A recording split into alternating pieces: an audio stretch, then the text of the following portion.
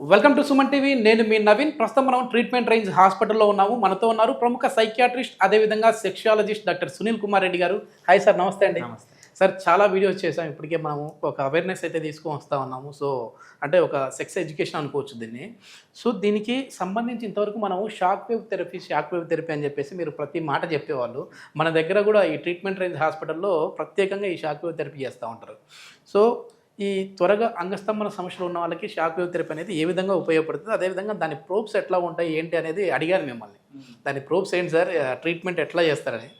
లేదు, చాలా వరకు అది చాలా మనం ఎక్స్పోజ్ చేయకూడదు నవీన్ అన్నారు, కానీ ఈరోజు అయితే చూపించారు.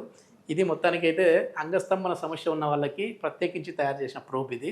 ట్రీట్మెంట్ రేంజ్ హాస్పిటల్లో స్పెషల్గా అయితే ఈ ట్రీట్మెంట్ జరుగుతూ ఉంటుంది. సో దీనికి సంబంధించి పూర్తి వివరాలు ఏందనేది సార్ అడిగి తెలుసుకుందాం. మనము ఫస్ట్ షాక్ వేవ్ థెరపీ గురించి తెలుసుకుందాము. బేసికలీ అంగస్తంభన ప్రాబ్లమ్స్ అంటే పురుషాంగము సరిగా గట్టి పడకపోవటాన్ని, ఒకవేళ స్తంభించిన తర్వాత యాక్చువల్ శృంగారంకు వెళ్ళక ముందే మెత్తబడికి పోవడాన్ని పురుషాంగ స్తంభన లోపాలు అంటాము. దీన్ని ఎరెక్టైల్ డిస్ఫంక్షన్ అంటాం. ఈ ఎరెక్టైల్ డిస్ఫంక్షన్కి ముఖ్యంగా మనం ఏంటి అంటే షాక్ వేవ్ థెరపీ అంటే వాళ్ళకి ఇష్యూస్ ఏమీ లేనప్పుడు, అంటే హార్మోనల్ ఇష్యూస్ కానీ, ఫిజికల్ ఇష్యూస్ కానీ, డ్రగ్ ఇండ్యూస్డ్ ఎరెక్టైల్ డిస్ఫంక్షన్స్ కానీ, ఇవి కొద్దిగా కరెక్ట్ చేసుకొని అంగస్తంభన లోపాల కోసం ఇచ్చే ట్రీట్మెంటే ఈ షాక్ వేవ్ థెరపీ.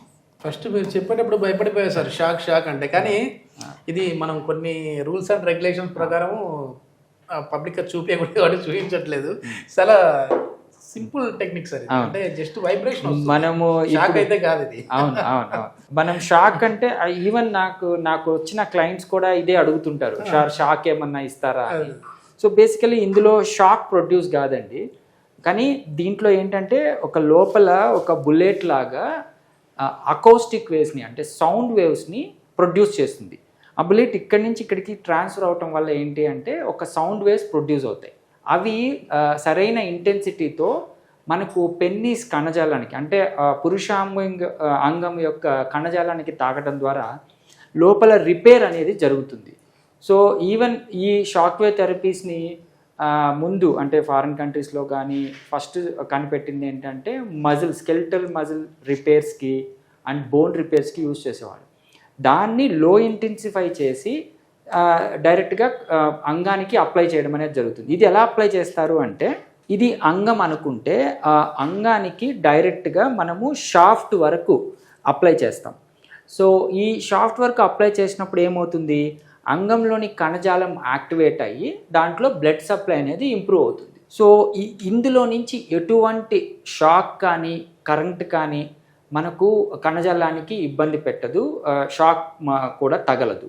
సో ఇది ఇది ప్రోబ్ అంటాము. షాక్ వేవ్ థెరపీని ప్రొడ్యూస్ చేసే ప్రోబ్ అంటాము. దీన్ని యూజ్ చేస్తాం.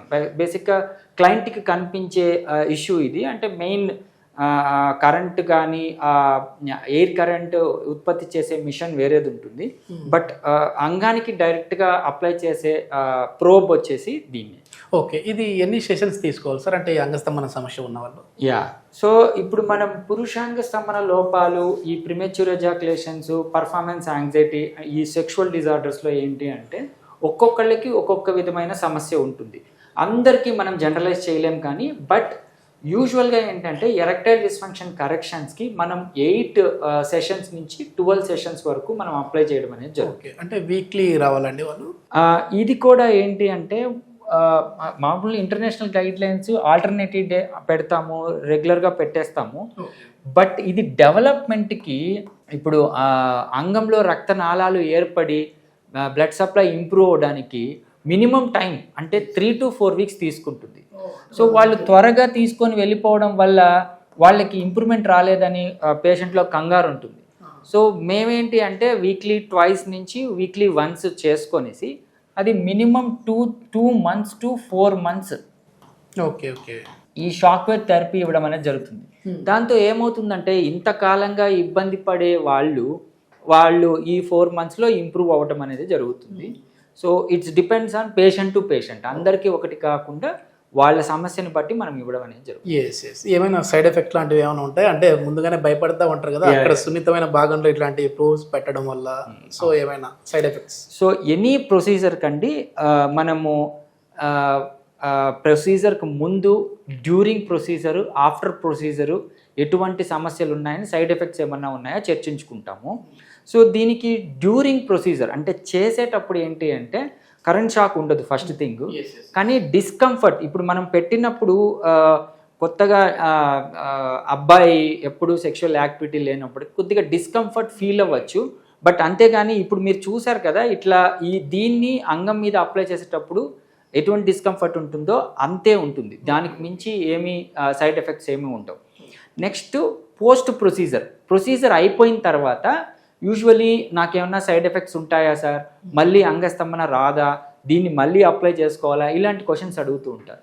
ఒకసారి అంగంలో రక్తనాళాలు ఇంప్రూవ్ అయిన తర్వాత వాళ్ళకి మళ్ళీ సైడ్ ఎఫెక్ట్స్ కానీ దీనివల్ల ప్రభావం కానీ అంత ఇబ్బంది. ఓకే, ఇది చేసేటప్పుడు అంటే ఈ ప్రొసీజర్ చేసేటప్పుడు అంగం స్తంభించే విధంగా కూడా ఉంటుంది సార్, ఎందుకంటే వైబ్రేషన్ టెక్నాలజీ కదా ఇది, వైబ్రేట్ ద్వారా వస్తుంది కాబట్టి స్తంభించే విధంగా ఉంటుందా? సో యూజువలీ అంగస్తంభన ఉన్న వాళ్ళు తక్కువ చేయించుకుంటారు, ప్రిమెచ్యూర్లో అంగస్తంభన అవుతుంది, సో వాళ్ళు హోల్డింగ్ కెపాసిటీ ఇంప్రూవ్ అయ్యేటట్టు అవుతుంది.